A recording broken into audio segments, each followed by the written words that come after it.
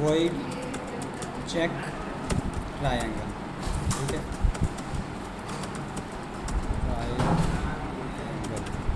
ठीक हो गया। यहाँ पे हम लिखेंगे जी एक एंगल आ जाएगा, क्योंकि ये पॉइंट्स में भी हो सकता है, डबल में लेगा तो डबल आ जाएगा। इसको हम कहेंगे जी एंगल, ठीक है ना, पहले एंगल 1, इसके बाद double angle 2 and double angle 3। तो ये 3 आ गए हमारे पास, ठीक हो गया। इसके अंदर जो है ना हमने चेक करना है तीनों को, सिंपल सा था इसका कि मैंने कहा था स्विच केस कर दो इसको। तो इसको जो हमने क्या करना है यहाँ पे हमने यहाँ पे एक वेरिएबल लेना है बार, उसका नाम लेट्स सपोज मैं सम रख लेता हूँ इज इक्वल टू, यहाँ पर हमें लिखना है एंगल आ नहीं रहा, angle 1 plus angle 2 plus angle 3, ठीक हो गया जी। क्योंकि ये मैथ का बुनियादी कॉन्सेप्ट है कि 3 एंगल होते हैं टोटल, ठीक है, 3 एंगल होंगे और फिर जो है उनका सम 180 के इक्वल होगा, तो फिर जो है वो होना है। अब सम को हमने स्विच के अंदर पास करना है। अब इसके अंदर एक और है हमारे पास चीज़ कि हम यहाँ पे कह देंगे सम इज इक्वल टू 180। तो अगर ट्रू आता है तो फिर ट्रायंगल है, फॉल्स आता है तो ट्रू फॉल्स से भी कर सकते हैं, या डायरेक्ट स्विच के अंदर इसको पास करें। और इसके अंदर हम यहाँ पे अब किसको पास करना है, हमने इसकी वैल्यू को मॉनिटर करना है, ठीक है। सिंगल ही वैल्यू पास हो सकती है स्विच के अंदर। ये इसका सिंटैक्स बन गया, केस एक ही बनेगा 180, ठीक हो गया। अगर 180 आता है यहाँ पे कह देना है print it is a triangle, ठीक है, ट्रायंगल है ये वाली। और इसको ब्रेक करेंगे यहाँ पे। फिर उसके बाद जो है ना यहाँ पे हमने डिफ़ॉल्ट केस लगाना है डायरेक्ट, कि इसके अलावा जो भी है ना वो कोई और शेप है, ये ट्रायंगल नहीं हो सकती। तो हम यहाँ पे कहेंगे जी print it is something else, ठीक है, समथिंग एल्स, ये कोई और चीज़ है। उसके बाद हम इसको ब्रेक कर देंगे। तो सिंपल सा ये प्रोग्राम था। इसको अब हम जाके क्या करेंगे, कॉल करेंगे, इसका नाम ले जाते हैं अपने मेन मेथड के अंदर। यहाँ पे जो है इसको लिखेंगे, इसके अंदर 3 एंगल पास होने हैं। और लेट्स सपोज कि मैं पहला देता हूँ 45, दूसरा देता हूँ 65 और ये देता हूँ 90। अब मुझे पता है कि ये ख़राब है एंगल, ठीक है, ये बन रहे हैं 190 बन रहा है। तो इसको क्या कहना चाहिए, इट इज़ समथिंग एल्स, ठीक है। अगर तो इट इज़ समथिंग एल्स आ गया तो इसका मतलब ये है कि ये इन्होंने जो हमने प्रोग्राम लिखा है वो बिल्कुल ठीक काम कर रहा है, ठीक है। सिंपल सा लॉजिक है। इस तरह के छोटे छोटे लॉजिक बनाने सीखोगे ना, फिर आपको आना है। यहाँ पर एरर आया हुआ है, कह रहा है कि इक्वल टू ऑपरेटर आपने जहाँ पे लगाया वहाँ पे इशू है। कहाँ पे लगाया मैंने, कंडीशनल स्ट्रक्चर के अंदर, यहाँ पे क्या कह रहा है, अच्छा यहाँ पे मैंने इसको इंट देना था या डबल देना था। इसको डबल क्यों देना, इसमें देखो ना ये डबल एंगल आएगा, वो बात ठीक है। हाँ, लेकिन इनकी सम का, इनका सम क्या होगा, डबल एंगल भी तो एक वेरिएबल ही है। क्या चीज़, एंगल भी तो वेरिएबल ही ले रहे हैं ना, डबल के अंदर ये एंगल ले रहे हैं जिसमें वैल्यू आनी है। वेरिएबल जो है ना डिफाइन नहीं कर रहा ना कि ये इंटीजर है या डबल है। हाँ, जेनेरिक टाइप। अभी इसका क्या बन रहा है कि case expression 180.0 is not a primitive, ठीक है। अब 180.0 कहाँ पे वैल्यू बन रही है, ठीक है। अब उसको कह रहे हमें वो कह रहा है कि 180.0 जो है ना ये वैल्यू वहाँ पे पुट करो, फिर ये केस चलेगा।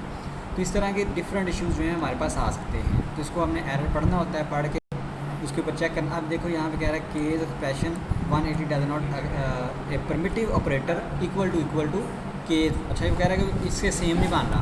अब मेरे पास एक और सोल्यूशन है इसका, ठीक है। मैं क्या करूँगा, यहाँ पे मैं कहता हूँ बूल, या मैं बताता हूँ इसके अंदर मैं इसको ही बूल बना लेता हूँ, ठीक है।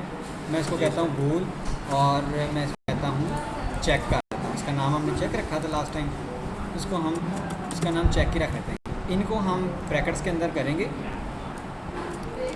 ठीक है। और इनका जब सम है अगर इक्वल टू 180 आता है, इक्वल टू 180.0, ठीक है, तो ये क्या हो जाएगा, ट्रू हो जाएगा। अदरवाइज़ क्या रहेगा, फॉल्स रहेगा। तो हम यहाँ पे कहेंगे जी ट्रू के ऊपर जो है केस एक्टिवेट कर दो, अदरवाइज़ जो है क्या करना है उसको चेक नहीं करना। अभी इसको चेक करते हैं एरर कहाँ पे है। अच्छा वो एनालाइजिंग हो रही है, इस वजह से मसला आ रहा है। अनडिफाइंड सम कहाँ पे लगाना है, सम तो कहीं सामने अच्छा चेक है उसका नाम, वेरिएबल नेम चेंज कर दिया।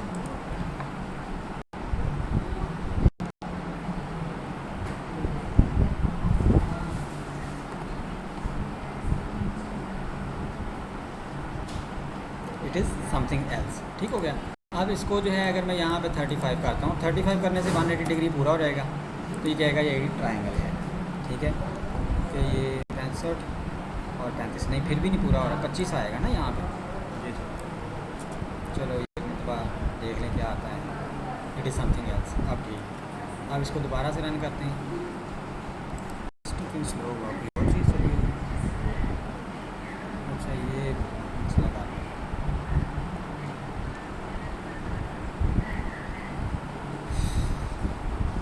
It is a triangle. दूसरा प्रोग्राम क्या था? Write a program to calculate the profit loss. ये बिल्कुल आसान है, इसमें जी हमने सर। सेल और परचेज पैरामीटर में लेनी थी। जी मैं सर। यहाँ पे इसको कहूँगा वॉइड कैलकुलेट प्रॉफिट, ठीक हो गया। प्रॉफिट यहाँ पे हमने दो चीज़ें लेनी हैं, एक तो डबल में लेते हैं क्योंकि डबल के अंदर भी वैल्यू होती है। डबल परचेज़ कितने का किया है सामान और डबल सेल कितने की की है। उसके बाद हमने क्या चेक करना है, यहाँ पे हमने वैल्यू चेक करनी है। कैसे चेक करते हैं, सेल में से परचेज़ माइनस करनी होती है तो हमारे पास प्रॉफिट निकलता है। तो हम यहाँ पे एक वेरिएबल लेंगे डबल टाइप का और उसके अंदर हम उसका नाम रखेंगे profit is equal to sale जो ऊपर से आ रही है माइनस परचेज़। ये हो गया। अब इसके अंदर जो है हमारे पास तो देखो, अगर तो प्रॉफिट जो है वो ग्रेटर दैन ज़ीरो है, अगर ग्रेटर दैन ज़ीरो इसका मतलब ये है प्रॉफिट के अंदर जो भी वैल्यू आएगी इसका मतलब प्रॉफिट हुआ है यानी गेन किया है हमने। और अगर लेस दैन ज़ीरो है या ज़ीरो के इक्वल है इसका मतलब लॉस हो गया हुआ है सारा, समझ आए, लॉस हो गया हुआ है। तो हमने ये लॉजिक इफ एल्स से बनाते हैं, उससे बनाते हैं। तो अब अगर मैं इसको लेकिन मैंने कहा है कि स्विच केस से ही करना है, तो एक भूल का वेरिएबल लेंगे, ठीक है, उसका नाम चेक ही रख लेंगे, ये जो भी सी रख लें, जो मर्ज़ी रख लें। हम यहाँ पे कहेंगे प्रॉफिट। तो सर अगर स्विच केस के नेस्टेड में इफ लगा लें, लगाना ही नहीं ना, हम वो तो हमने कर लिया हुआ ना इफ एल्स वाले। अभी हम कोशिश कर रहे हैं कि सिर्फ स्विच केस से ही हमने करना है, ठीक है। असल में सर आप दो पैरामीटर के देख रहे हैं तो ना, यहाँ पे वो ज़ीरो से अगर ग्रेटर है तो इसका मतलब प्रॉफिट हुआ है, ठीक है, प्रॉफिट हुआ है। तो हम यहाँ पे क्या कहेंगे, अब देखो मैं इसको करता गया हूँ, तो यहाँ पे हम लिखेंगे स्विच, हमने ये भी बताना है कितना प्रॉफिट हुआ है, ठीक है। स्विच लगाएंगे चेक और इसके ऊपर हम कहेंगे केस, अगर तो ट्रू आया है तो उसका मतलब ये है कि प्रॉफिट हुआ है। तो हम यहाँ पे कहेंगे there is a profit of value, ठीक है, डॉलर साइन और प्रॉफिट, क्योंकि प्रॉफिट के अंदर पहले उसने कैलकुलेट कर लिया वो कितना प्रॉफिट हुआ है। तो अगर प्रॉफिट नहीं हुआ तो फिर लॉस भी ऑटोमेटिकली कैलकुलेट कर चुका होगा, ठीक है। तो दूसरा केस इसका क्या बनेगा, फॉल्स के ऊपर बनेगा, ब्रेक करेंगे और दूसरा हम केस बनाएंगे इसका केस और यहाँ पे आ जाएगा फॉल्स और यहाँ पे हम कहेंगे print there is a loss of value dollar sign profit, ठीक हो गया, ये आ गया मेरे पास। और डिफ़ॉल्ट के अंदर आप कुछ भी लगा सकते हो, ठीक है। मैं यहाँ पे डिफ़ॉल्ट के अंदर, वैसे डिफ़ॉल्ट चलना ही नहीं है, ट्रू या फॉल्स चलना है, लेकिन लिखना ज़रूरी होता है, लिख देते हैं प्रिंट, यहाँ पे कहता हूँ ये डिफ़ॉल्ट है और यहाँ पे ब्रेक लग जाएगी, ओके। अब इसको जो है हम जाके करते हैं जी, लेट्स सपोज के मैं इसको करता हूँ कॉल, ये इसके अंदर लिख दिया मैंने, मेन के अंदर ही, चलो कोई बात नहीं, इसको हम कट कर लेते हैं यहाँ से, ये सिलेक्ट किया, कट किया और जाके पेस्ट कर देते हैं यहाँ पे। इसको कॉल करते हैं, यहाँ पे क्या नाम रखा था, कैलकुलेट प्रॉफिट, यही था ना, कैलकुलेट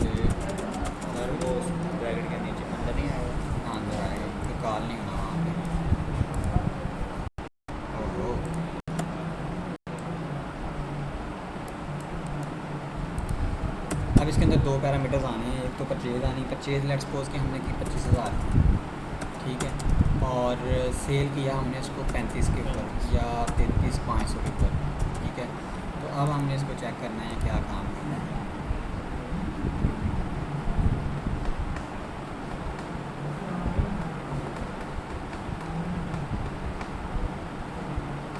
कैलकुलेट मेथड नॉट, इसका स्पेलिंग मिस्टेक है। अच्छा, क्या स्पेलिंग लिखी है मैंने, गलत लिखे हैं स्पेलिंग। कैलकुलेट प्रॉफिट, अच्छा आई मिस था उधर, ठीक हो गया। तो यहाँ पे अब इसको प्रॉफिट कैलकुलेट करना चाहिए, कितना आना चाहिए वैसे?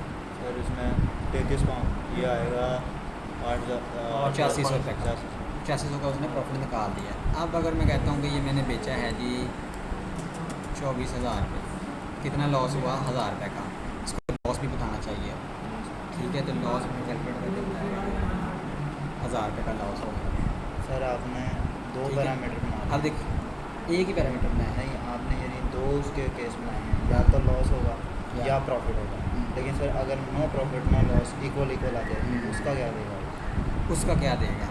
चलें उसको भी हम डिस्कस करते हैं। क्योंकि सर अगर दो बनाते हैं तब तो फिर से बड़ी ठीक है। आसानी से हो जाता है। मैं बताता हूँ क्या करेंगे हम उसके लिए। उसके लिए फिर मुझे जो है ये पूल लेने की ज़रूरत नहीं है। नहीं है, ठीक है। मुझे कुछ और करना पड़ेगा इसके लिए। क्या करना पड़ेगा? मुझे एक वेरिएबल लेना पड़ेगा, उसको हम कहते हैं मैप, ठीक है। इसके अंदर जो है ना मुझे रखना पड़ेगा, डेटा टाइप पास करेंगे इंटीजर, और दूसरा इसके अंदर रखेंगे हम, ठीक हो गया। अब ये मैप क्या होता है? जैसे ना आपने देखा होगा कि ये उसकी की है, ठीक है, ये उसका इंडेक्स नंबर होगा कि किस कितनी वैल्यूज रखनी है, और ये उसकी डेटा टाइप है, ठीक हो गया। इसके अंदर मैं कहता हूँ जी क्या इसको नाम दें, कैल्क का नाम देता हूँ, ठीक है। और इसको मैं पहले खाली छोड़ देता हूँ यहाँ, समझ आ गई इस चीज़ की? ठीक है। यहाँ पर अब इसके अंदर जो है अब हमने चीज़ों को देखना है, क्या करें हम। तो ये अरे नहीं है, ये मैप है, ये स्पेशल डाटा टाइप दी है डार्ट ने इसके अंदर जेसन को हैंडल करने के लिए। अब इसके ना मैं ज़ीरो मैं कहता हूँ कि यहाँ पे कॉल के अंदर ना क्या करो, इंडेक्स नंबर 1 के ऊपर, ये सिर्फ प्रॉफिट के लिए होगा, लॉस के लिए ज़्यादा बनेगा और इक्वल के लिए ज़्यादा बनेगा। मैंने प्रॉफिट वाले को कह दिया लेट्स सपोज के ज़ीरो कह दिया, ठीक है। ज़ीरो इंडेक्स के ऊपर मैं कहता हूँ भाई क्या करना है, यहाँ पे आपने डालना है प्रॉफिट ट्रू, ठीक है। तो क्या करें? तो यहाँ पे हम कहेंगे कंडीशन जो है थोड़ी सी कॉम्प्लिकेटेड हो जाएगी। चलें यहाँ पे हम लिखेंगे profit is greater than zero, ठीक है। अगर ग्रेटर दैन ज़ीरो है तो ये आ जाए। फिर हम कहेंगे काल्क, और उसके 1 नंबर इंडेक्स के अंदर कहेंगे प्रॉफिट अगर लेस दैन ज़ीरो है, ठीक है। फिर वो जो भी है, फिर उसके बाद काल आ जाएगा हमारे पास काल, और तीसरा क्या बनेगा? बराबर वाला केस कह रहे थे आप, तो यहाँ पे हम कहेंगे प्रॉफिट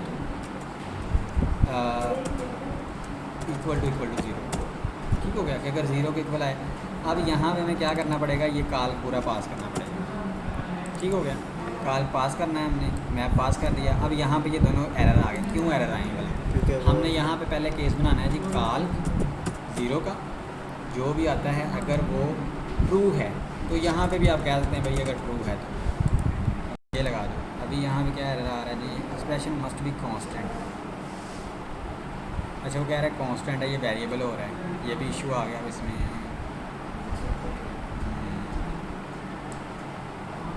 यहाँ पे 2 नंबर इंडेक्स आना था। कह रहा है कि ये वेरिएबल है, कांस्टेंट होना चाहिए, अब फिर ये काम करेगा केस, क्योंकि वो केस बदलता रहेगा तो इस तरह तो उसने काम ही नहीं करना। सही कह रहा है।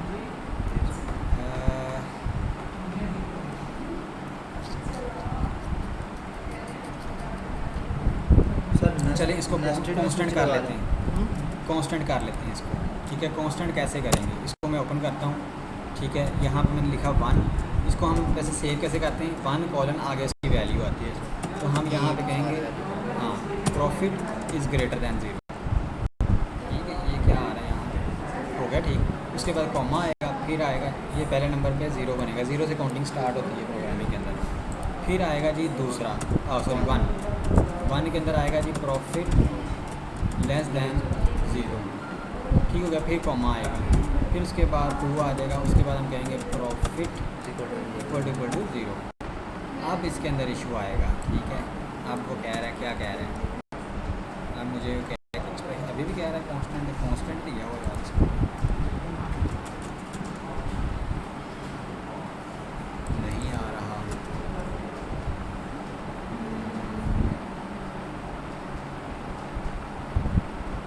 इसके साथ जो है फिर थर्ड वाला पॉसिबल नहीं है। सर कांस्टेंट मैंने नहीं, स्विच के साथ नहीं किया था, मैंने नेस्टेड के साथ किया है, क्योंकि स्विच लगा के ऊपर अंदर नेस्टेड इफेक्ट वो वेरिएबल के थ्रू वैसे होगा, लेकिन आपने बोला इफेक्ट सुनो, लेकिन नेस्टेड स्विच के अंदर स्विच लगा। ठीक है वो आपने ठीक किया, लेकिन हमने, हमारी रिक्वायरमेंट है कि हमने सिर्फ स्विच लगाना है, सर सिंपल। स्विच के नेस्टेड में स्विच लगा दें, नेस्टेड में स्विच लगा के नहीं ना चलना, मसला ये है। यानी वो फर्स्ट वैल्यू को करता है। फर्स्ट को करेगा, बाकी को करेगा ही नहीं।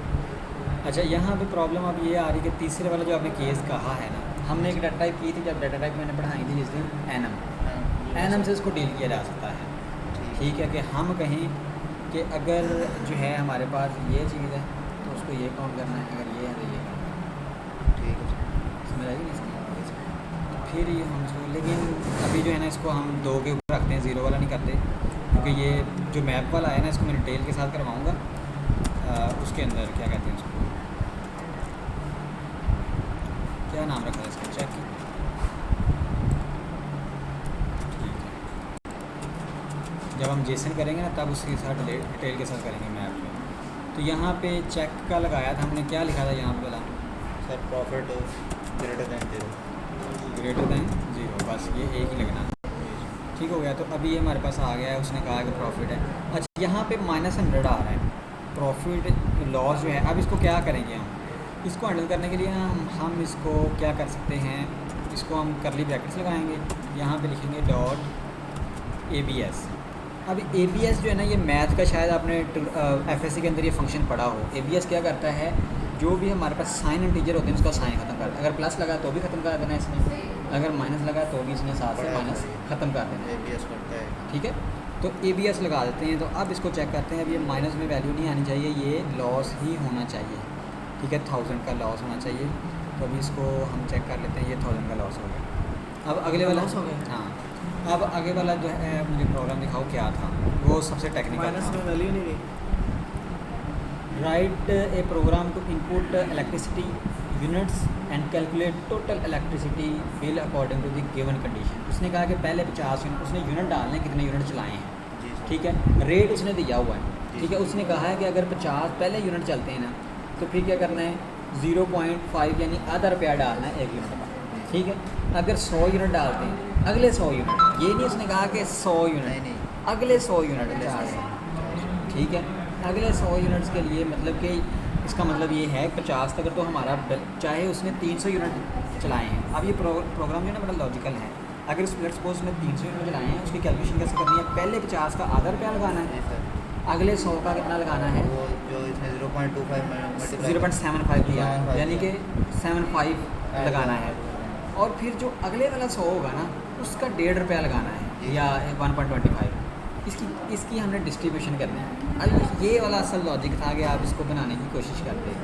तो इसमें हमने यूनिट्स जस्ट लेने हैं, तो हम इसको वॉइड सर कहेंगे कैलकुलेट बिल, इसके अंदर हम इन करेंगे इंट यूनिट्स, ठीक है, कितने यूनिट्स चले हैं।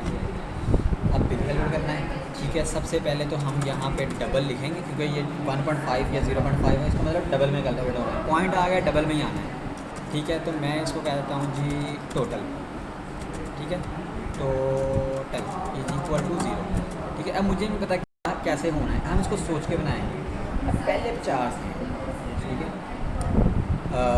उसके बाद अब हमारे पास यूनिट कैसे हैं, यूनिट में इंटीजर में आना है, या तो 1.5 यूनिट नहीं चल सकता, 1 यूनिट होगा या 2 होंगे, 2.5 ने उसने। अब हमने यहाँ पे लिखना है एक वेरिएबल रिमेनिंग। ये क्यों लिखना है, ये इसलिए लिखना है, रिमेनिंग इसलिए लिखना है कि हमने पहले जब 50 निकाल लिए, रेट चेंज होगा, पीछे निकल जाएगा वो, जी सर, कि उसको रखना है ना, फिर ही उसको करेंगे ना, फिर अगला निकाल के उसको किसी और में रखेंगे। अब इसको हम अगर स्विच केस में लगाते हैं तो किस तरीके से डील करें, और लेट्स सपोज चलो स्विच केस में भी मैं कहता हूँ कि रहने दो, इफ में भी लगाएं तो कैसा डील होगा। अब पहले 50 हैं, लेट्स सपोज कि मैं इसको ना कॉल करता हूँ, उधर मैं देता हूँ 300 यूनिट, ठीक है, 300, ठीक है, 300 यूनिट चले हैं मेरे। अब 300 की डिस्ट्रीब्यूशन कैसे है, हमने यहाँ पे कहा जी 300 के अंदर पहले 50 जो हैं वो चलेंगे जी 0.50 के ऊपर, फिर उसके बाद हमारे पास पीछे कितने रह जाएंगे 250 यूनिट्स। 250 में से 100 यूनिट जो है ना वो चलाने हैं 0.75 के ऊपर, ठीक है। तो नेक्स्ट 100 जो है ना हमारे चलेंगे 100 चलेंगे जी 0.75 के ऊपर, फिर उसके बाद पीछे कितने रह गए 100 रह गया, अगला 100 कितने में चलना है 1.20 के ऊपर, ठीक है, 100 ही रहता था ना, 250 में से 100 निकाले 150, अगला वाला 100 किस के ऊपर चलना है 1.20 1.20 के ऊपर, और फिर जो है क्या करना है आपने 50 रह जाएंगे। अब अगले वाले जो 50 हैं वो किसके ऊपर चलने हैं 1.5। अब ये डिस्ट्रीब्यूशन करनी है, इसका लॉजिक बनाना है, और लॉजिक सिर्फ 300 के हिसाब से नहीं बनना चाहिए, ठीक है। सरचार्जेस भी हैं, एडिशनल सब, अच्छा अगला क्या है, एडिशनल सरचार्जेस भी हैं 20%। अच्छा एडिशनल सब चार्ज 20% वो तो इज़ एडेड टू दी, वो तो लास्ट के ऊपर डाल दें ना 20%, ठीक है, उसको बाद में देखते हैं, उसकी परसेंटेज भी निकालनी पड़ेगी फिर। जी सर। तो ये प्रोग्राम जो है काफ़ी लेंथी है। तो यूनिट्स आए, अब इसकी हमने क्या करनी है डिवीजन करनी है, तो सर ठीक हो गया। एक बात समझ नहीं आई कि हम जब इस वेरिएबल के अंदर डाटा स्टोर करवा रहे हैं, सपोज 50 भी करा रहे हैं, आगे भी उसी वेरिएबल में यूज़ होना है, तो सर उसको कैसे, उसको कौन सा ये थर्ड वेरिएबल है, चेंज करते हैं डायनामिक? ये थर्ड लिया हुआ ना, डाटा टाइप चेंज होनी नहीं है, थर्ड वेरिएबल इसीलिए लिया है कि ये रिमेनिंग को कैलकुलेट करें, ठीक है। अब लेट्स सपोज मैं यहाँ पे कहता हूँ कि हम यहाँ पे कंडीशन क्या लगाएंगे, तो बताओ ज़रा। सर इफ़ एल्स में जाएँ तो वो आएगा unit less than equal to 0 50। हम यहाँ पे कहेंगे कि इफ़ यूनिट्स ग्रेटर दैन 0, सबसे पहले तो यूनिट चलने होने चाहिए, जी सर। ठीक है, चले होने चाहिए। फिर उसके बाद जो है हमने कहना है कि पहले 50 तक पहले कैलकुलेट करो, ठीक है। तो हम एंड ऑपरेटर लगाएंगे यूनिट्स इज़ लेस देन और इक्वल टू 50। अब जब ये 50 आ जाएगा, ठीक है, 50 आ जाएगा, हमने यहाँ पे क्या कहना है, सबसे पहले हमने लिखना है यहाँ पे रिमेनिंग, ठीक है, रिमेनिंग इज़ इक्वल टू क्या लिखेंगे यूनिट्स माइनस 50, पहले 50 निकाल दिए क्योंकि उसके ऊपर रेट लग गया, ठीक है। और रेट कैसे लगना है, हम यहाँ पे कहेंगे एक वेरिएबल लेंगे बार, उसका नाम लेट्स सपोज मैं एक्स रख दिया, कैसे लगाऊंगा 50 ज़रब कितना आंसर दिया है 0.50, ये इसका बिल बन गया, जो भी बिल बनेगा एक्स के अंदर आ जाएगा, ठीक हो गया। हम क्या कहेंगे यहाँ पे लिखेंगे total is equal to total plus x. अब इसका क्या मतलब है कि टोटल के अंदर जो पहला पड़ा है वो भी पड़ा रहने दो, और जो एक्स के अंदर पड़ा है वो उसमें ऐड करके दोबारा से टोटल के अंदर रखो। पहले क्या पड़ा था 0, ये यूज़ करें, ये चलेगा टोटल जो सबको ऐड करता जाएगा। हाँ तो यही यूज़ कर रहे हैं ना, ठीक है सर। ठीक है।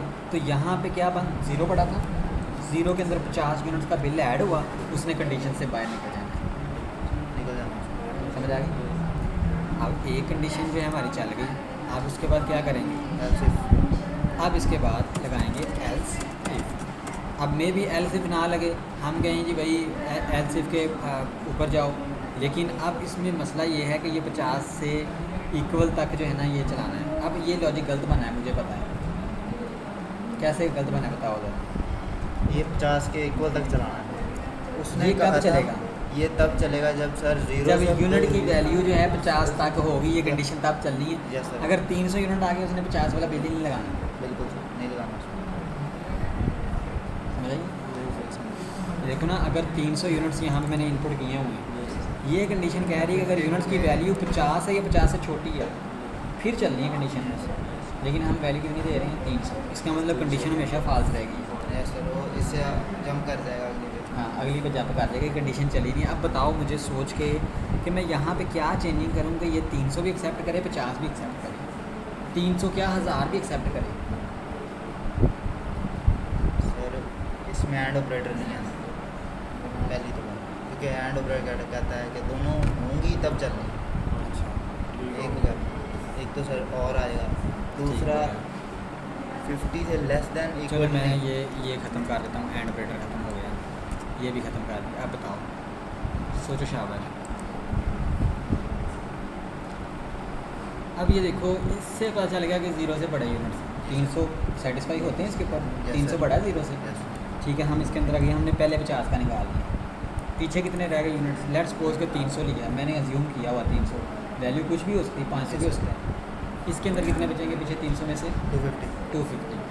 ठीक है, अब यहाँ पे हम क्या कहेंगे, इसके अंदर इफ़ नेस्टेड लगा देते हैं। हम यहाँ पे कहते हैं कि if units is greater then 50 से बड़े हैं। अगर तो 50 ही यूनिट ऊपर तक प्रोग्राम ख़त्म हो गया, बंद हो जाना वहाँ पे। ऐसे ही अगर 50 से ज़्यादा है, इस कंडीशन ये ट्रू होगी, इसके अंदर आ जाएंगे। क्या कहेंगे? सबसे पहले रिमेनिंग निकाल लें। कैसे निकालेंगे? रिमेनिंग इज़ इक्वल टू क्या करेंगे? वो आएगा यूनिट्स, इसमें वो 250 रहते थे ना, इसमें यहाँ पे हम लिखेंगे रिमेनिंग माइनस 100। वो पहले वाले क्या क्या ऐसे आएगा? ऐसे ऐसे आ सकते हैं अगर ऐसे ये आ सकता है, सोचो ज़रा। अब लेट्स सपोज कि मैंने यूनिट्स की वैल्यू दी है 120, 50 ऊपर से निकल गई, पीछे बचे 70। अब यहाँ पे वैल्यू क्या बढ़ी हुई है? 70. इधर देखो, इधर इधर की बढ़ी हुई है 70. 70 में से 100 निकाला है तो माइनस में चलेगा यूनिट। Yes. क्या ये कंडीशन ठीक है? नहीं है, ये क्या क्या है? ये फॉल्स है सर, ये फॉल्स है, ये कंडीशन ट्रू नहीं है, नहीं है ट्रू। नहीं करती क्योंकि अच्छा। माइनस में वैल्यू नहीं देगा, ऊपर इंटीजर नहीं, माइनस में वैल्यू नहीं रहेगी, तो क्या किया जाए फिर इसमें? इसमें सर रिमेनिंग -100 है। आप देखोगे यहाँ पे 70 बने हुए हैं, फिर क्या वैल्यू आएगी? सर -30 आएगी ना, 100 निकाला -30 आएगी ना। अब हमने इस तरह का लॉजिक इम्प्लीमेंट करना है कि वो 70 को भी डील करे, 50 को भी डील करे। 10 यूनिट भी हैं 150 से ऊपर, यानी कि 60 यूनिट की इनपुट देता हूँ, उतले 10 को तो वही रेट लगना है ना। जी सर, वही 100 की रेंज वाला कैसे लगाएंगे? सोचो ज़रा ना, यही तो असल चीज़ है। ये इसको हम कहते हैं थॉट प्रोसेस। जब तक आप ये नहीं सोचोगे, आपको एल्गोरिथम नहीं डिज़ाइन करना आएगा। आप भी सोचो ज़रा क्या लगेगा। एक नया वेरिएबल लेंगे। नया जितने मर्जी वेरिएबल ले छोड़ो, वेरिएबल ले लिया, आगे बताओ कंडीशन क्या लगाएंगे, किस तरीके से हैंडल करें, क्या मैनेज करें? आप भी सोचो ना।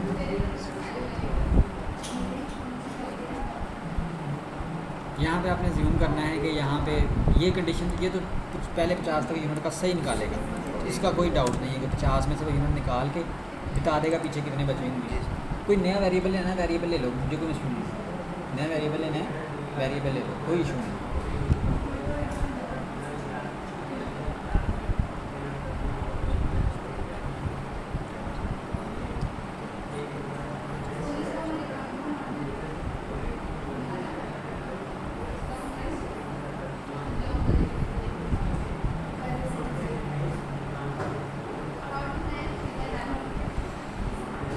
-100 क्यों कर रहे हैं वैसे? क्योंकि हम तो 120 ले रहे चलो हैं। हम 120 का यहाँ बताओ ना क्या आएगा। चलो मैं ये लिख देता हूँ। सर इसमें आएगा, एक तो हम मल्टीप्लाई करेंगे, ये रिमेनिंग निकालना है ना, ऊपर से रिमेनिंग यूनिट्स -50 कर दिया, निकला है। यहाँ पे हमने 100 नहीं करना सर, क्या करना? यहाँ पे हमने सर यूनिट्स के रिमेनिंग हमने निकाले थे, रिमेनिंग माइनस नहीं अच्छा, ये 300 यूनिट दिए हुए ना, 300 वाला कंसिडर कर लो, पीछे कितने रह गए? 250। जी सर। अब 250 के जो 250 के जो पहले 100 है ना, वो यहाँ पे इम्प्लीमेंट करने हैं, वो बताओ कैसे करेंगे? आसान कर लो इसको। 250 के पहले 100 को इम्प्लीमेंट करना है। ठीक है सर। हाँ बताओ अब।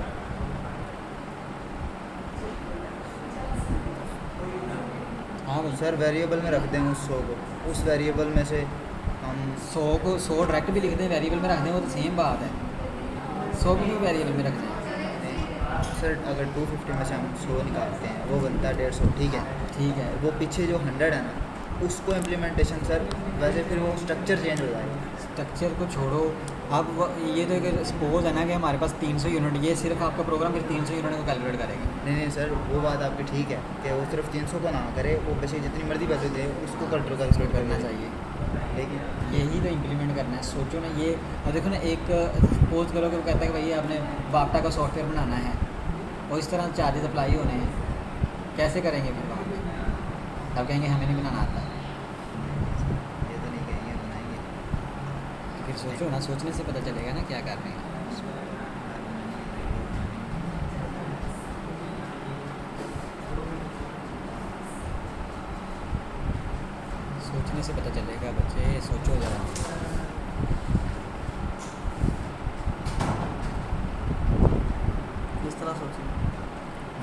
और किसी ने सोचना ਇੱਥੇ ਕੋਈ ਹੈਲਪ ਸੈਂਟਰ ਨਹੀਂ ਹੈ ਬਸ ਹੈਲਪ ਸੈਂਟਰ ਨਹੀਂ ਹੈ ਤੁਸੀਂ ਹੁਣ ਪ੍ਰੋਗਰਾਮਰ ਬਣਨਾ ਤਾਂ ਖੁਦ ਸੋਚੋ ਨਾ ਪ੍ਰੋਗਰਾਮ ਇੰਜੀਨੀਅਰ ਦਾ ਮਤਲਬ ਹੁੰਦਾ ਵਾ ਕਿ ਉਹਨੂੰ ਪ੍ਰੋਬਲਮ ਆ ਗਈ ਉਹਨੇ ਸੋਚਣਾ ਵੀ ਆਉਂਦਾ ਸੋਲੂਸ਼ਨ ਵੀ ਸੋਚਣਾ ਉਹਨੇ ਇੰਪਲੀਮੈਂਟ ਵੀ ਕਰਨਾ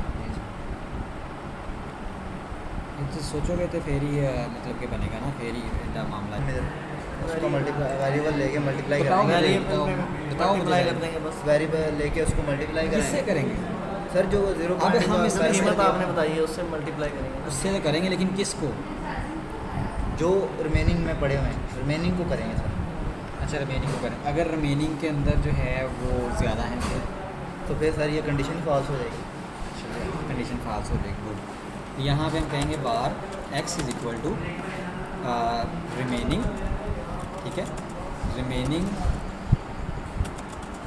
मल्टीप्लाई बाय 0.75 तो ये इसका लॉजिक बनना था ठीक हो गया 0.75 कि जो पीछे रिमेनिंग के अंदर आप देखो ना हमने कंडीशन उसको बाउंड कर दिया कि 100 तक के यूनिट के ऊपर 0 पॉइंट ये लगाना है अब ये जो लग गया इसका जो बिल है टोटल के अंदर ऐड भी करना है total is equal to total plus जो पहले पड़ा है टोटल के अंदर वो भी और जो नया कैलकुलेट हुआ है वो भी ऐड कर दो अच्छा अब जो है हमारे पास ये कंडीशन इम्प्लीमेंट हो गई इससे नीचे आ जाएंगे 50 यूनिट से ज़्यादा है अब आगे क्या करेंगे आगे सर अगले रिमेनिंग में यही लगेगी सर यही condition if remaining less then क्योंकि इसके बाद 100 के बाद भी हम ये कंडीशन जहाँ तक वो अच्छा वो मैं नीचे लगाता हूँ जी सर नीचे लगाता हूँ अगर तो जैसे आप कह रहे हो कि 100 वाली नीचे लगा दें ऐसे कह रहे हो ना आप यस ऐसे सर कहा नेस्टेड है। में कहा मैंने क्या कहा नेस्टेड में कहा सर मैंने नेस्टेड में कहा अच्छा यहाँ पे आपने जो गलती करवाई है मुझसे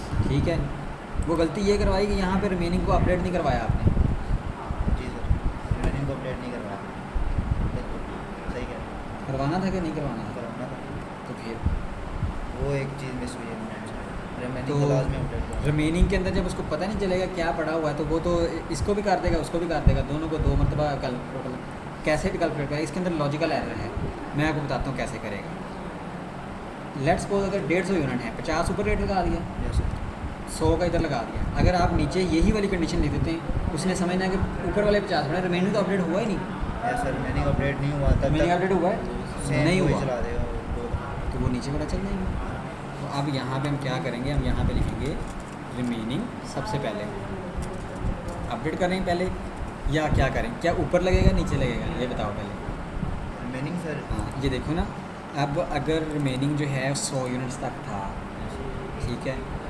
तो 100 यूनिट तक था तो इसके अंदर जो है क्या किया जाए ऐसा कि वो जो है और इस वेरिएबल के बाद लगेगा रिमेनिंग क्योंकि वो अगर वही लगा देते हैं तो उसको अपडेट कर देते हैं तो वैल्यू इसमें कहेगा ये तो 100 से ज़्यादा चली गई 100 से ज़्यादा जा नहीं सकती कंडीशन क्या है 100 से अंदर नहीं आना ठीक है आपकी बात सर लेकिन 100 से अगर हमने वैल्यू करने के बाद अगर यहाँ पे इम्प्लीमेंटेशन वेरिएबल के अंदर करते हैं ना तो फिर सर क्या ये remaining में कंडीशन change ठीक नहीं है आएगी। क्या ये कंडीशन ठीक है सर ये हाफ ट्रू है तो इसको पूरा ट्रू करवाओ फिर आप ही सोचो क्यों ये हाफ ट्रू है ये हाफ ट्रू सर इस वजह से है क्या ना ये सिर्फ ये एक आपका ना काम आहिस्ता आहिस्ता स्टार्ट हो रहा है एल्गोरिथम वाला है।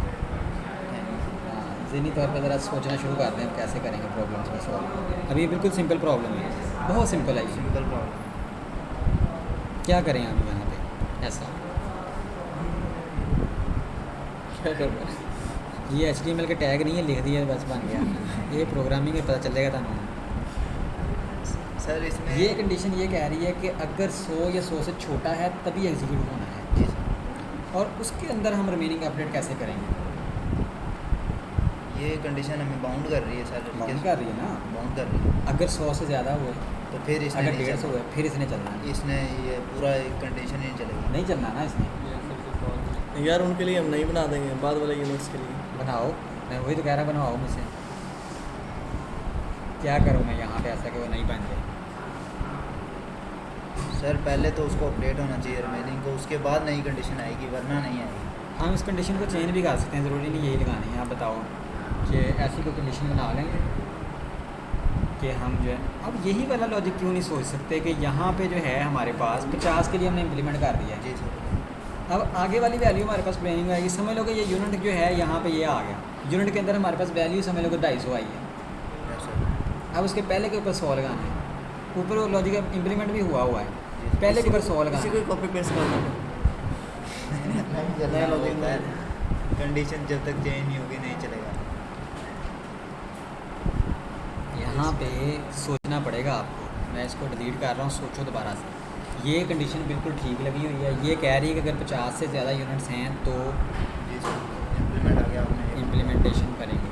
यहाँ पे हम ये भी कह देते हैं कि एंड ऑपरेटर लगा के हम यहाँ पे कहते हैं कि units is less than equal to 150 आएगा ना, बिल्कुल ठीक सर, सही कह रहे हैं। 150 कि अगर 50 150 तक हैं, क्योंकि उसने आगे वाले 100 पे करना है इम्प्लीमेंट। अगले वाले 100 के ऊपर करने हैं, तो 50 से लेकर 150 तक जितने भी यूनिट्स ऊपर होंगे वो हम तो सर हमने ऊपर रिमेनिंग अपडेट किया। किया हुआ, ये देखो ठीक है, किया हुआ ऊपर है। अब यहाँ पे वो कह रहा है कि अगर 50 से ज़्यादा हैं, ये कंडीशन कब चलनी है, जब यूनिट्स 50 से ज़्यादा हों और 150 से कम हों या इक्वल हों। यहाँ तक समझ आ गई? जी हाँ सर। चलें, शुक्र है इतनी तो आ गई आपको। अब इसके बाद जो है हम रिमेनिंग के अंदर से क्या करेंगे, ये सोचो। सर रिमेनिंग के अंदर से वो यूनिट्स जितने रिमेनिंग यूनिट्स हैं वो माइनस करेंगे, यानी रिमेनिंग नहीं, आप मेरी बात रिमेनिंग में से नहीं, नहीं, आप रिमेनिंग वो मेरी- 0 आ जाना है। वो कन्वे नहीं मैं कर पा रहा, नहीं सर एक मिनट मैं बता रहा हूँ आपको कि जो हमारे पास रिमेनिंग यूनिट्स बचे हैं ना, यानी हमने 50 तक कर लिया, उनका हिसाब होगा। कर लिया। आगे हमारे पास जो 70 या 120 करते हैं तो 50 निकल गए, 70 बचे हैं, वो हमने रिमेनिंग में रखे। तो सर हमने उन 70 को यूनिट्स जितने आए हैं यानी उन 70 के ऊपर लगनी है ना, तो वो 70 को अच्छा, value- हमने मार्क्स वाला किया। जी सर मार्क्स। मैंने कहा था कि 50 से लेकर 60 तक अगर हों तो ये चल जाए, 60 से लेकर C grade D grade grade वाला। वाला। अब अगर ये वाली जो कंडीशन लगाई है, क्या आपको नहीं लगता कि ये सिर्फ यही चलेगी अगर ये ट्रू होगी तो? बाकी तो नीचे वाली चलेंगी नहीं। अगर हमने एलसिफ लगा दिया तो एलसिफ कहती है कि एक ही सीरीज़ एक ही चलनी है पूरी सीरीज़ में से। जी सर एक ही चल रही है, वो ये भी कहती है, तो यानी एक ही condition series of if else ये कहती है कि एक ही कंडीशन चलनी है। अगर हमने ये लगा दी, नीचे वाली से चलेंगी नहीं, अगर यही चलेगी, और नीचे वाली अगर चलती हैं तो ऊपर वाला कैलकुलेट नहीं होगा। यार आप सोच नहीं रहे, ये बहुत ज़्यादा आसान सोल्यूशन है, आप सोच नहीं रहे। सोचो ज़रा इसको, सोचने से आएगा। पेंसिल ले लो, पेंसिल से बना के देख लो कि यहाँ पे हमारे पास 250 यूनिट है, हमने 100 से डिवीजन करना है इसके ऊपर, क्या करें इसको। इसको जब अब मैं आपको इस तरह के ही प्रोग्राम दूंगा, ठीक है। इसको आपने सोर्स समय के सॉल्व किया करना है इसको, ठीक है। फिर ही ये होंगे आपसे, फिर आपके एल्गोरिदम बनाने आएंगे। अभी ये खुदाई है, इसको सोचा करें। अच्छा यार मैं इसकी में से 50 निकाल दूँ, अब 50 निकाल दिए हुए हमने, पहले उसका रेट भी निकाल लिया, उसका बिल भी निकाल लिया, बिल बना के हमने टोटल में ऐड कर दिया हुआ है। अब आगे क्या करें, इसकी समझ नहीं आ रही, ठीक है। तो हमने कहा कि 50 से ज़्यादा यूनिट्स हैं, 50 से ज़्यादा यूनिट, ये कंडीशन ठीक लगी हुई है। इसके अंदर आएंगे अगर 50 से ज़्यादा यूनिट का मतलब चाहे 150 हैं, 200 हैं, 300 हैं, 500 हैं, 1000 हैं, 1500, सारे सेटिस्फाई होते हैं। इसके ऊपर भी नहीं होते, होते हैं सर। होते हैं। अब उसके बाद इसके अंदर आ जाना, इसका मतलब ये कंडीशन ठीक लगी हुई है। अब इसके अंदर जो है हमारे पास जो अगली चीज़ चेक करनी है वो रिमेनिंग को चेक करना है। जी सर, क्या करना है? रिमेनिंग को चेक रिमेनिंग को चेक करना है। सबसे पहली कंडीशन क्या लगेगी कि रिमेनिंग 0 से ज़्यादा हो। सर ये अगर जैसे ऊपर लगा हुआ है कि यूनिट सबसे पहले ज़्यादा होना चाहिए, यस ठीक है। 0 से क्या हो, ज़्यादा ज़्यादा हो, ये लगी कंडीशन। अब 0 से ज़्यादा का मतलब है कि अगले वाले रेट्स के ऊपर अप्लाई होने ही होने हैं, जी सर। ठीक है। 0 से ज़्यादा। अब यहाँ पे आप इसको साथ में कहेंगे कि remaining greater than is greater than 0, बिल्कुल, कि 0 से ज़्यादा हो और यूनिट्स 50 से ज़्यादा हो। ठीक हो गया। अब चल पड़ा गया सिंपल वैल्यू। अब आगे मुझे बताओ क्या करें। अब हमारे पास रिमेनिंग के अंदर लेट्स सपोज कि मैं यहाँ पे कहता हूँ कि मेरे पास कितने यूनिट बचे थे, 250 यूनिट। अब 250 को हमने पहले 100 के ऊपर या पहले 100 की रेंज के ऊपर हमने लगाना है। पहले 100 के ऊपर या पहले 100 के रेंज, यानी हमारे पास 250 बच गए हैं सर उधर से रिमेनिंग के हाँ, अंदर। बिल्कुल बच गई। तो इधर रिमेनिंग ग्रेटर दैन 0 और यूनिट्स, सर फिर हमें यूनिट्स को बाउंड करना पड़ेगा। यूनिट्स तो बाउंड है।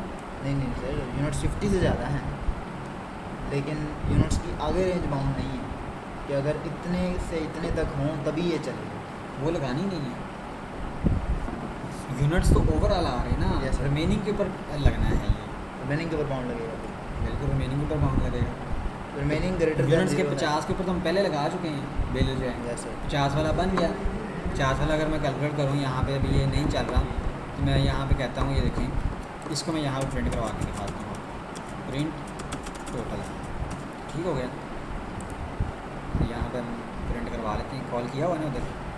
अब 50 ज़रा वो करेंगे 0.5 25 रुपये बिल बनता है इसका। ठीक है, अभी देख लेते हैं 25 प्रिंट होता है।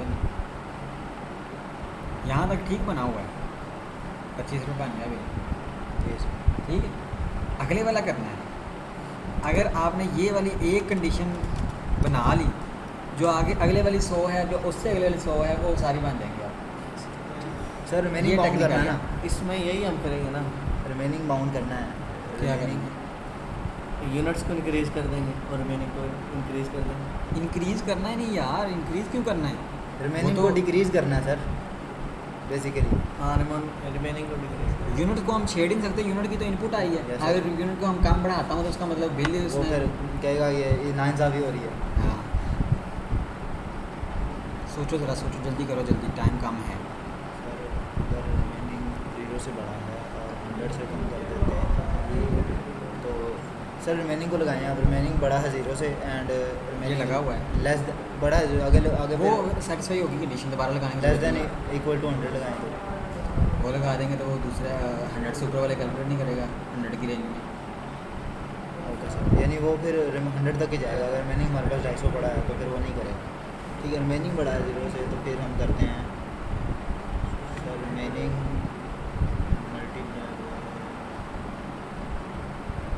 सर आप लिखें वैर एक्स इज इक्वल टू यहाँ पे हम रिमेनिंग। लिखेंगे इफ़ रिमेनिंग, जैसे आप कह रहे हो वैसे करके देख लेते हैं। Remaining is less than equal to 100, ये कह रहे थे ना आप? नहीं सर, वो फिर मुझे समझ आ गया, आप रहने दें, मैं आपको वेरिएबल के थ्रू लेके जा रहा हूँ। जिस तरह आप कह रहे हो उस तरह उसका, लेकिन आप जिस तरह से कह रहे हो ना वैसे होना नहीं है। लेकिन मैं इसको कर सकता हूँ, मुझे पता है ये, इसको मैं बना सकता हूँ। अब ये आपने कहा कि लेस दैन इक्वल टू 100 है, जी सर। ठीक है, यस सर। कह दिया ना यस आपने। सर।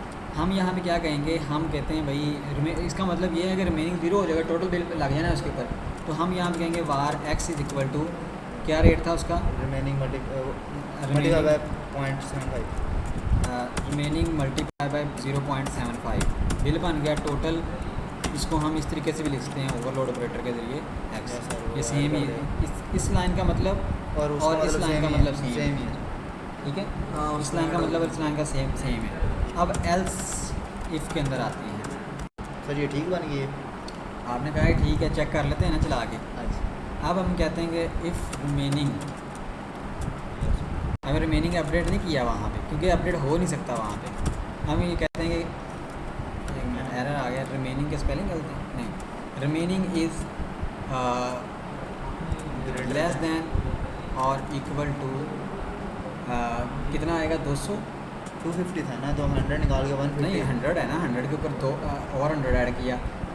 सर ऊपर आपने कहा था ना 250 रिमेनिंग बचता है, ठीक पता है, है। तो उसमें से 100 निकल गया तो 100 निकला नहीं, अभी निकाला नहीं आपने, सर अब निकाला नहीं ना हुआ, मसला ये है, निकाला नहीं हुआ। अभी देखो इसको, रिमेनिंग का हम कहते हैं कि 200 से ज़्यादा है, ठीक है। अगर remaining less than equal to 2 है, अब हमें क्या करना पड़ेगा, हमें सबसे पहले वो रिमेनिंग में से क्या करना पड़ेगा, निकालना पड़ेगा। और इसको हम एक और यहाँ पे कंडीशन लगाएंगे एंड की। क्या लगाएंगे भला? 100 से बड़ा हो, जी सर, ठीक है, क्या हो? 100 से बड़ा 100 से बड़ा हो। जिस तरह लेस किया या सर फिर रिमेनिंग डिक्रीज होता जा रहा है। 100 से इंक्रीज बड़ा। नहीं हुआ बेटा, यहाँ पे हमने कहा कि अगर Less 100 than से 100 ज़्यादा है या कम है, यानी कि 150 तक की रेंज है, Yes, तो sir. उसमें से मल्टीप्लाई करके बिल, कहानी उधर ही ख़त्म होगी। जी सर।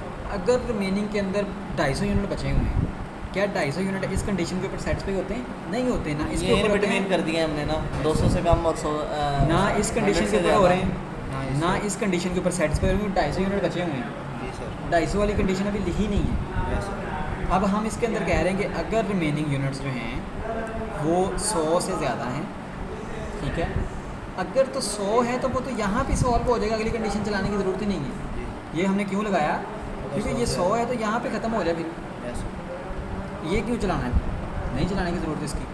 हम अगर कहते हैं कि 101 है, यस सर, फिर वो ग्रेटर देन 150 हैं, 170 हैं, 200 हैं रिमेनिंग में, फिर हमने कहा कि ये करो। अब कैसे करेंगे इसको? ऊपर वाली कंडीशन नहीं चली, जब ये चली इसका मतलब ऊपर वाली नहीं चली। यस ये जहन में रखना है कि सीरीज जब चलती है सिर्फ एक ट्रू होती है, सिर्फ एक ट्रू होती है, ऊपर वाली नहीं चली। इसके अंदर हम कहते हैं बार x इक्वल टू, अब क्या करेंगे, इसके अंदर 100 वाला रेट भी लगेगा और जो अगले वाले 100 हैं उसका भी रेट लगेगा, जी सर, दोनों रेट लगेंगे। क्योंकि ऊपर 100 वाला नहीं एग्जीक्यूट हुआ था। यस दोबारा ओपन करो उसको।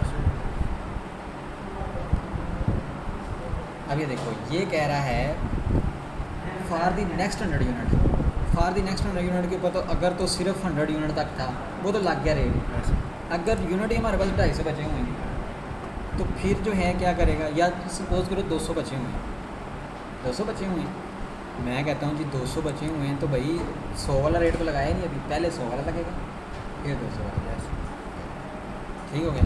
तो हम यहाँ पे क्या कहेंगे, इफ़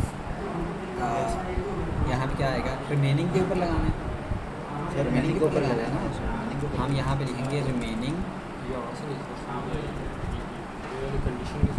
ये कंडीशन ये कह रही है कि अगर आपके यूनिट्स 200 हैं या 200 से कम है और 100 से ज़्यादा है, ठीक है, 100 के ऊपर तो ये रेट लगना है ना, तो 200 के ऊपर वो 1.20 लगना है। यस सर ठीक है। अब इसकी कंडीशन का मतलब ये है कि इसके ऊपर 100 वाला रेट भी लगाना है और 100 से ज़्यादा वाला रेट भी लगाना है, दोनों रेट अलग अलग लगाने हैं।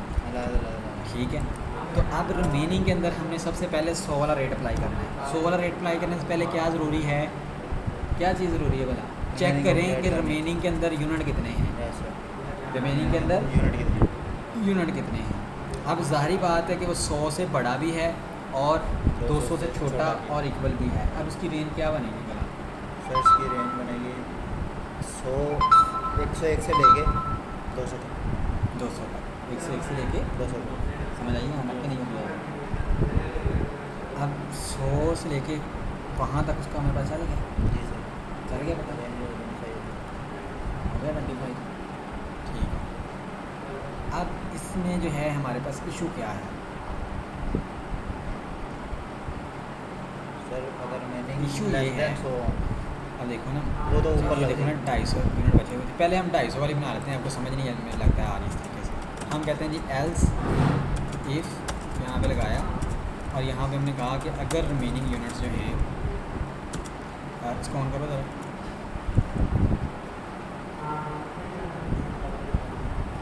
ठीक है, उसने कहा फॉर यूनिट्स अबाव, अब 250 से ऊपर वाले को क्या लगाना है रेट 1.5, ठीक है। तो हम यहाँ पे कहते हैं लेस देन वाला पहले बनाते हैं, जो हमारे पास लेस देन वाला ऊपर रहता है, अगर लेस देन इक्वल टू 250 है, ठीक है, अगर लेस देन इक्वल टू 250 है, रिमेनिंग का पॉइंट जो है, अभी हमारे पास ये कंडीशन ये वाली सेटिस्फाई होती है कि नहीं, ये वाली, इसके अंदर 250 यूनिट बचे थे, सिर्फ यही चलेगी ना। जी सर, मैं अभी आपको दिखा देता हूँ, सिर्फ यही चलना है।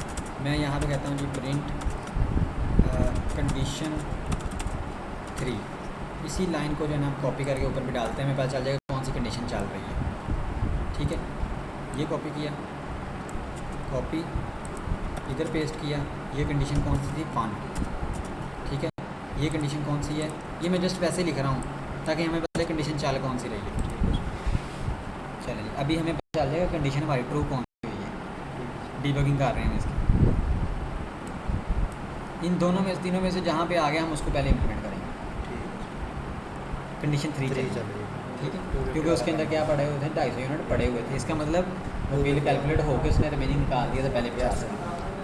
अब यहाँ पे आ गए, इसका मतलब ये हमारी कंडीशन चल रही है। अब 250 यूनिट वाली, अब देखो उसने ऊपर वाले रेट नहीं अप्लाई किए। यस सर, अब 250 के अंदर पहले 100 के ऊपर अलग रेट लगेगा, दूसरे 100 के ऊपर अलग, और जो ऊपर 50 हैं उस पे लगा, उसके ऊपर अलग, यानी उसमें 3 लगाने हैं हमने। 3 लगा। तो सर पहले उसको और फिर अगली वाली कंडीशन क्या आएगी, अब अगली वाली भी देख लो, एल्स इफ़ उसने कहा है कि रिमेनिंग जो है ना हमारे पास 250 से ज़्यादा जो है, सर उसमें कुछ नहीं, अबव 150 है। अच्छा, उसने कहा है 50। यूनिट से उसने कहा कि 150 से जो है वो का। अब ये वाली कंडीशन हमें एक नई चेंज कर रहा है, वो कह रहा है कि भाई अब देखो यहाँ पे मसला आ गया, ठीक है, सर यूनिट से 120 नहीं लगाए हमने कहीं पे भी रेट में ना, रिमेनिंग के साथ लगाते हैं ना। अब इस कंडीशन खाली छोड़ी, अब उसने कहा कि 0 से लेकर 250 तक ये रेट है, बाकी 250 से ऊपर जितने हैं उनके लिए 1.5 रुपये है। 250 से ऊपर जितने भी हैं 1.5 रुपये। तो हम यहाँ पे कहेंगे कि units is greater than 0 and less than equal to 250। ये सिर्फ उनके ऊपर अप्लाई होगा, ठीक है। अब जहाँ पे ये इफ़ ख़त्म हो रही है, कहाँ पे ख़त्म हो रही है? ये यहाँ पे ख़त्म हो रही है। इसके एल्स के अंदर वो रेट लगाएंगे, ये इसके एल्स के अंदर वो रेट लगेगा। ठीक हो गया। तो अब यहाँ पे भी बड़ी कॉम्प्लिकेशन है, ठीक है। तो यहाँ पे 250 वाला भी चले हम करते हैं पहले, क्योंकि हम यहाँ तक पहुँच चुके थे। 250 वाले के ऊपर 100 पहले के ऊपर लगाना है। हमें पता है 250 किसके अंदर पड़ा हुआ है, रिमेनिंग के अंदर पड़ा है। ऐसे सर रिमेनिंग ऑपरेटेड ठीक हो गया। अब रिमेनिंग की जो वैल्यू है, हम ये वाली कंडीशन जो ऊपर लगा के आए हैं ना, 100 से छोटा तो ये चलेगा, 100 से बड़ा और 200 से छोटा ये चलेगा। इसका मतलब ये है कि ये कंडीशन जो है, अब देखें हमने 250 से कह रही है, 250 से कह रही है ना, यहाँ पे कंडीशन फिर एक और लगाएंगे 200 से भी बड़ा हो, जी सर 200 से भी बड़ा है, क्योंकि 200 वाला रेट तो ऊपर लग जाना है। Yes sir. क्या ख्याल है? जी सर करना पड़ेगा, वरना नहीं तो फिर 250 में वाली चलेगी, वो चलेगी नहीं। हाँ, तो यहाँ पे एंड ऑपरेटर लगाएंगे, remaining is greater than equal to 200, sorry greater than 200 equal to लगा हुआ था। अब इसके अंदर आ गए हैं, आगे सर। ठीक है। हमें पता है कि 250 यूनिट पड़े हुए हैं पीछे। अब इसकी डिस्ट्रीब्यूशन करनी है। रिमेनिंग में से पहला 100 निकालेंगे, यस कैसे करेंगे? सर रिमेनिंग माइनस 100 कर 100 कर देंगे ना, तो उसको जो बचेगा वो उसको हम वेरिएबल में रख लेते हैं। रिमेनिंग माइनस 100 करके वेरिएबल में रख लेंगे, वो वेरिएबल पे अलग रेट इम्प्लीमेंट हो जाएगा। फिर रिमेनिंग में से माइनस 100 करेंगे, वो वेरिएबल अलग होगा, उस पर अलग इम्प्लीमेंट हो जाएगा, और फिर तीनों को ऐड करके दे देंगे। ऐसे भी आ सकता है। तो चलें ऐसे करते हैं। आपने कहा कि यहाँ पे एक वेरिएबल लेते हैं बार एक्स, ठीक है। अब यहाँ पे रेंज है 200 से लेकर 250 तक, ठीक है। ऐसे ही यूनिट्स कितने आएंगे टोटल? 50 की रेंज का आना यूनिट, यानी कि 201 से लेके 250 तक। जी सर। ऐसे ही है। अब इसके अंदर हमने सबसे पहले जो पहले 100 हैं यूनिट, उसके ऊपर क्या रेट लगाना है? उसके ऊपर 0.75 लगेगा। 0.75 का करना है, ठीक हो गया। तो हम यहाँ पे क्या कहेंगे, bar x is equal to, जी सर रिमेनिंग क्या लिखूं? रिमेनिंग माइनस रिमेनिंग माइनस क्यों करना है? सर फर्स्ट 100 पे लगाना है ना, फर्स्ट मिनट पे लगाना। तो सर 100 यूनिट्स स्टैरिक आ जाएगा 0. उसका रेट क्या आता है? 100 मल्टीप्लाई पे क्या लिखेंगे? 0.75। बिल आ गया, जी सर। उसका बिल बन गया। इसको हम क्या कर देंगे टोटल के अंदर? टोटल 100 यूनिट है फर्स्ट ना? यूनिट फर्स्ट 100 लिए है ना। पहले अभी 50 यूनिट लिए, पहले 100 यूनिट ले लिए हमने। 50 वाला तो कैलकुलेट कर लिया होगा ऊपर। जी सर। अब ये उसके अंदर सेव हो गया, जी सर। ठीक हो गया। अब पीछे कितने बचे यूनिट? ये 200 से 200 शुरू होना है, अभी 100 और पड़े हुए हैं। जी ये सर। कंडीशन तभी चलनी है 200 से ज़्यादा होंगे, जी सर। ऐसे ही है।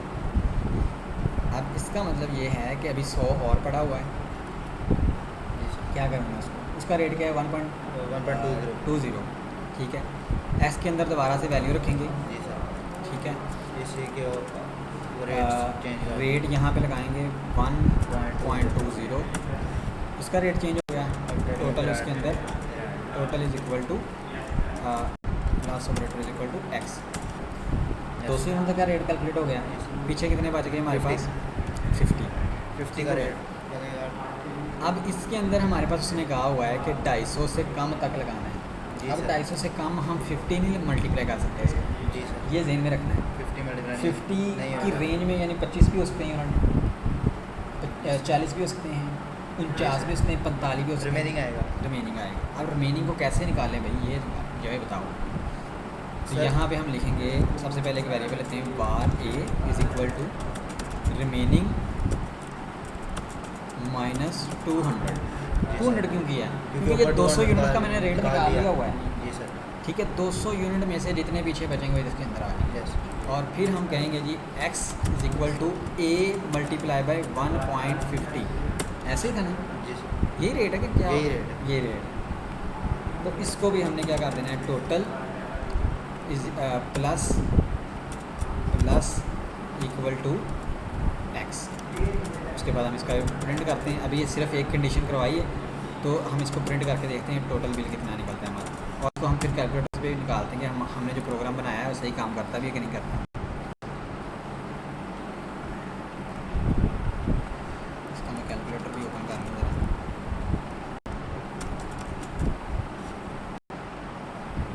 सिस्टम बड़ा स्लो हो गया। आजा, किधर चला गया? सर आपके को बैकग्राउंड में चल रहा है। प्रोसेस चल रहा है, ऑन हुआ। अच्छा जी, ये कॉल ही नहीं हुआ, क्या इशू है?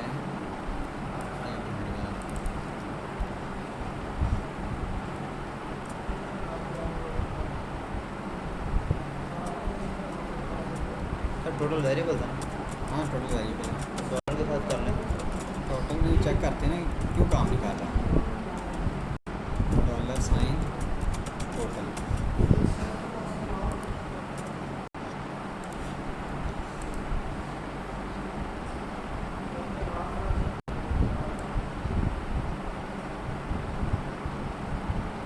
कंडीशन तो नहीं लीक हो रही कोई?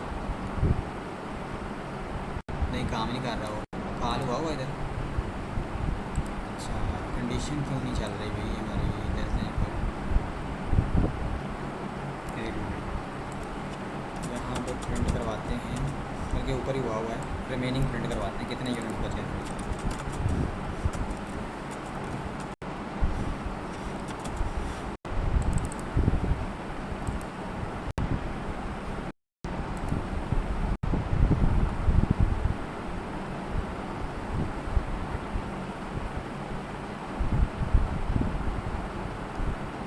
नहीं चला।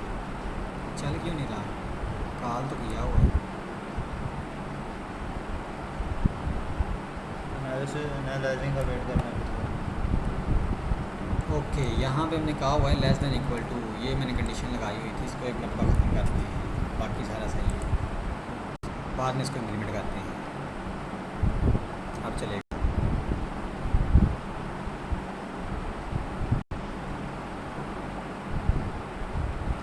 295 रुपये बिल बना है। अब इसको कैलकुलेट करते हैं। अच्छा जी, हमारे पास पहले 50 का था जी 25 रुपये, ऐसे ही है ना? अगले 100 का था जी हमारे पास 100 ज़रब .75, 75 रुपये ये हो गया, 150 यूनिट कैलकुलेट हो गया। 75 का 100 हो गया, 150 यूनिट का 100 150 यूनिट का 100 हो गया।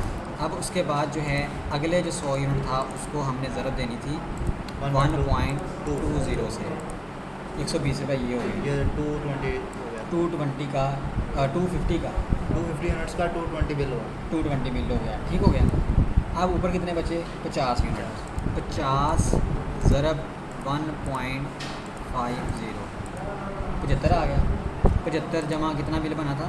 सर ये बनेगा 295 यानी नहीं नहीं, ये इसका कितना 220 बना था। सर 220 और 295 बन रहा है।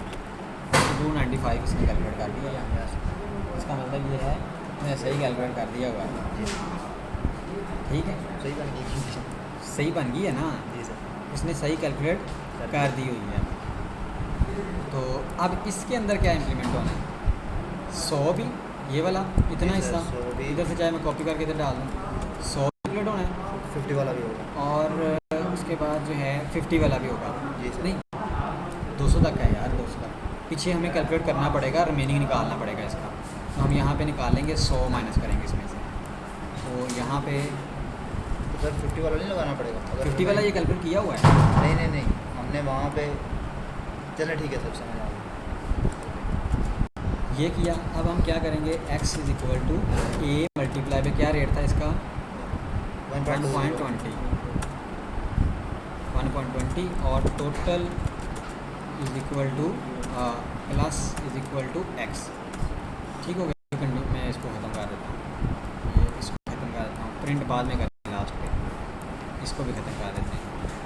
मैं इसको निकाल के नीचे ले जाते हैं, कट किया, ये कंडीशन आ गई, ये आ गई, ये किसकी है, और ये आ गई, इसके बाद करते हैं यहाँ, ठीक हो गया। अब ये कंडीशन क्या कर रही है, अगर 200 यूनिट तक है ये वाली ठीक काम करेगी 50 वाली। जी सर। इसने उससे कहा हुआ है कि भाई अगर 100 से छोटे हैं, हाँ 0 से लेकर 50 तक, 50 वाले तो ऊपर निकल गए हुए थे, अगर रिमेनिंग जो हैं पीछे 100 बचे होंगे 100 से कम है, तो रिमेनिंग को क्या करना है, मल्टीप्लाई बाय 55। ये सिंपल कंडीशन थी। जी सर। तो क्या हम इसको टेस्ट करें, तो हम चेक करते हैं, इसका यूनिट डालते हैं 200, ठीक हो गया। तो हम चेक कर लेते हैं कितना बनता है।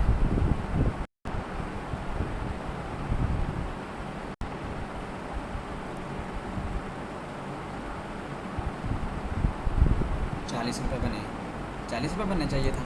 ₹25 पहले यूनिट के, पहले 50 यूनिट के कितने, 25 100 का पीछे कितना बच गया, 200 में से 50 निकाले, 150 बच गया, 100 का 75 कितना हो गया, 100। जी सर। ठीक है, फिर और बचे 50। फिर क्या बचे, 50 50 50 बच गए। 50 को हमने ज़रूरत देनी थी 1.25 से, 20 से ज़रा 50 उसका कितना बनता है, 50 60 60 100 ₹160 बिल बनना चाहिए था, इसने गलत बनाया। ये गलत बनाया है। इसका मतलब ये है कि एक हमारी जो condition। एक कंडीशन ख़राब है, कौन सी ख़राब है, वो लेस देन 100 वाली हो गई। ये वाली, less than equal to 100 greater than 100। इसमें से पहले 100 का बिल निकाला, कितना बना जी हमारे पास, उसका ऊपर निकल आया था। जी सर। पहले 100 कितना बना, इसका ₹75 बन गया, 75 और वो कितना हो गया, सर वो 75 और 25 100। अब यहाँ पे 100 माइनस करना था 200 किया, उनके ये 100 से शुरू हो रहे हैं। उसको चला के देखते हैं, तो 75 और 100 हो गया, 100 के बाद नीचे निकलना चाहिए यहाँ पे। इसको चेक करते हैं कितना बनता है।